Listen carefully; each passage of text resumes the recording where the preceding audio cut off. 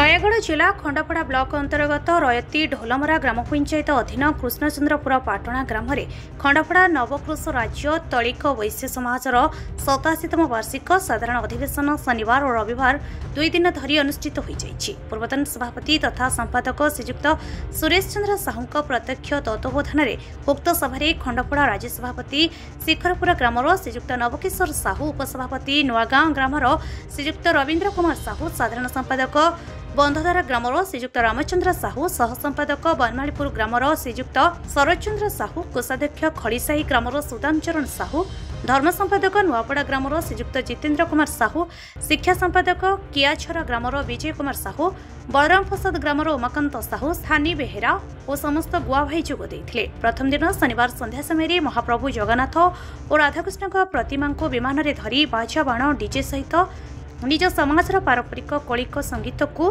गान करी समग्र ढोलमरा ग्राम को परिक्रमण करी सभास्थल में पहुंची ठाकुरंक पୟରେ धूप दीप पुष्पमाल्य अर्पण करी सभा को उद्घाटन करा जायथिला। परे विभिन्न ग्रामरू आगतुक पदाधिकारी अतिथि मानक उत्तरीय और पुष्पगुच्छ प्रदान करी सम्मानित करा जायथिला। ग्रामर कुनी कुनी बालिका माने नृत्य और संगीत परिवेशन करथिले। उक्त सभारे संगठित होइथिबा जाति भाई मानक मध्यरे भाईचारा सृष्टि करिबा, प्राप्तवयस्क कुमारी कन्या मानक विवाह पाई वृत्ति प्रदान, वृद्ध वृद्धा असहाय मानक आर्थिक सहायता प्रदान, छात्रवृत्ति आकार में सृजनशील लेखन प्रकृत प्रतियोगिता, पंचम श्रेणी ठारू युक्त 3 पर्यंत मेधावी छात्र छात्री मानक वृत्ति प्रदान करा जाउछि बोली संपादक महाशय संपादकीय विवरणी में मत रखिथिले। उक्त सभारे जातिर विभिन्न प्रकार छोट बड़ केस और समस्या गुड़ी को श्रृंखलार सहित विचार करी समाधान करा जायथिला। शनिवार कालवैशाखीर प्रतिकूल परिवेश में 2000 रु अधिक लोक रहिथिबा बेले रविवार उद्यापन उत्सव में प्राय 5000 रु अधिक लोक समागम होइथिबार देखा जाय। समस्तक पई प्रसाद सेवन व्यवस्था करा जायथिबा जणा पड़िछि। शांति श्रृंखलार सहित सभा कार्य समाहित होइथिबारु परिवेश रे सभापति समस्त को धन्यवाद अर्पण करी सभा संग करिथिबार देखिबा को मिछि। हम खंडपड़ा नवकृष राज्यर संपादक नूतन संपादक आज भाई ढोलमरा ग्राम रे होइथिबा खंडपड़ा नवकृष राज्य तलिक वैश्य समाज ए संगठन रो मूल लक्ष्य है भाईचारा एवं एथरे हमर कुमारी कन्या विवाह प्राप्त वयस्क कुमारी कन्या मानक आम वृत्ति प्रदान करूछु तार विवाह पे तत्सहित वृद्ध वृद्धा असहाय मानक किसी आर्थिक सहायता प्रदान करा जाउछि। छात्रवृत्ति आकार रे सृजनशील लेखन, वक्तृता प्रतियोगिता एवं पंचम ठारू +3 पर्यंत मेधावी छात्र मानक अनेक वृत्ति प्रदान करा जाउछि। तत्सहित संग्रहालय मध्य रही देखा जाए गत काल 2 दिन धरी चलता बैठक कौन सब निष्पत्ति है, कौन सब केस थिला? तो भाईचारा संपर्क अनेक छोट बड़ समस्या ए संगठन मूल लक्ष्य मान समस्या गुड़िक आमर कोर्ट कचेरी न जाऊ आम भितर समाधान कर मूल लक्ष्य। से माने गोटे आग्रह ढोलमरा जो आमर सहयोग भाई मैंने अच्छा से आग्रह प्रकाश कले आम ग्राम आम वार्षिक अधिवेशन टी करूँ तेना आमको अनुमति प्रदान कराए से अनुसार आम राज्य संगठन से अनुमति प्रदान कर ढोलमरा ग्राम वार्षिक अधिवेशन टी हो पार। ग्राम शिखरपुर आमर यो जातीयान प्रथार 87तम नवकृष राज्यर तलिक वैश्य समाजर 25 वर्ष मु सभापति रूपे चयन होइछि। केते वर्ष लाई सभा यह आमर 87 वर्ष हला सभा चली अछि। 86 वर्ष जाई 87 वर्ष रे पदार्पण करी पास कलु एवं 2 वर्ष 88 वर्ष रे हमें पदार्पण करू। देखा जाए प्रतिकूल परिस्थिति सत्वे एते संख्यक लोक बधाई छी आपण कोन कहिए? प्रतिकूल परिस्थिति थिले भी लोक मान मन रे जातीयान भाव अछि एवं जाति प्रथार कार्यक्रम सरकार आरंभ करी आमर लोकाचार नीति निश्चित भाव अच्छी तेणु ए लोकंर आग्रह अच्छी सदिच्छा अच्छी परंपरा को बजाय रखापी चेष्टा करी समस्त लोक एठार उपस्थित थे।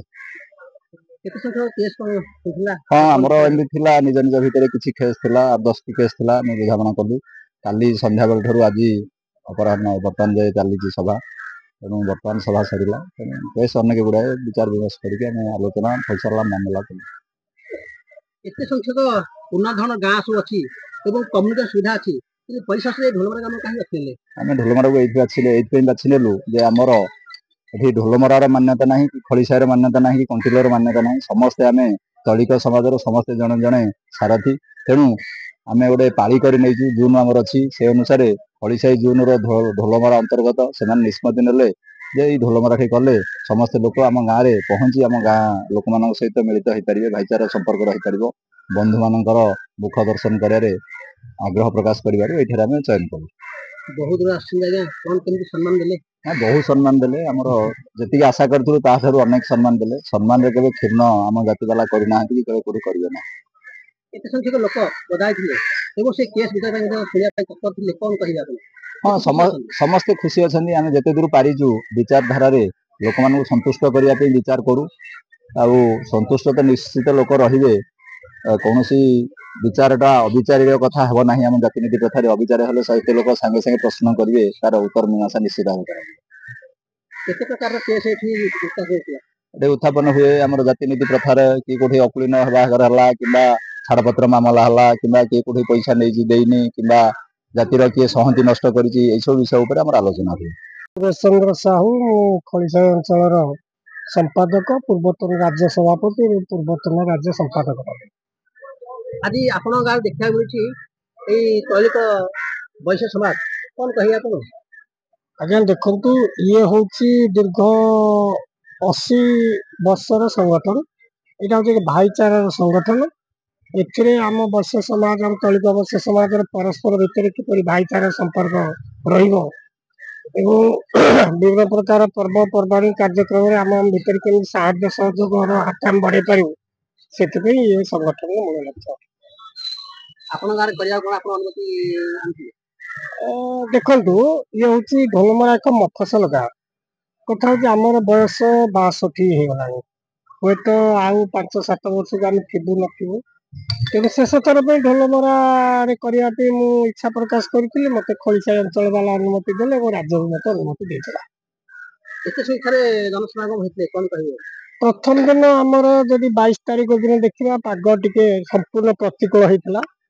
ବର୍ଷା ବର୍ଷି ଲାଗି ରହିଥିଲା। ତଥାପି 500ରୁ 600 ଆମର ସ୍ୱଜାତୀୟ ଭାଇମାନେ ଏଠି ଯୋଗ ଦେଇଥିଲେ ଏବଂ ଆମେ ଗ୍ରାମ୍ୟ ପରିକ୍ରମା କଲୁ ଭାଇମାନଙ୍କ ସାହାଯ୍ୟ ସହଯୋଗରେ ଏବଂ ତାପରେ ଆମେ ସଭା ବି ଶୃଙ୍ଖଳିତ ସହ ପରିଚାଳନା କରାଗଲା।